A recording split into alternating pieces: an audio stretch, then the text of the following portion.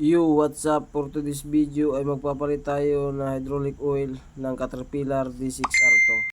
Kasi sabi ng operator, nag-overheat na daw siya. Lumalabas na doon sa dashboard yung hydraulic alarm niya. Pero lumalabas lang daw yun pag tinudo niya yung accelerator niya. Tsaka lang daw lalabas. At saka nahihirapan din pala ako dito mag-drain kasi yung drain plug niya nasa ibabaw ng truck pad, masyadong masikip. Kaya yung ginawa namin, kumuha na lang kami ng balat ng saging tsaka mineral, ginawa namin daluyan. Bali ang laman pala ng tangke nito 60 liters lang.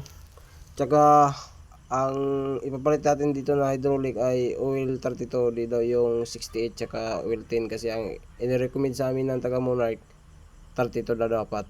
Kaya yan, maglalagay na tayo. Bali 3 balde ito. Laman ng isang balde 20 liters. Pero isang balde lang pinakita ko sa video kasi masyadong mahaba. Tsaka nahihirapan din ako maglagay dito kasi ang liit ng inaapakan ko. Update ko kayo sa ibang video ko pa. See you next video.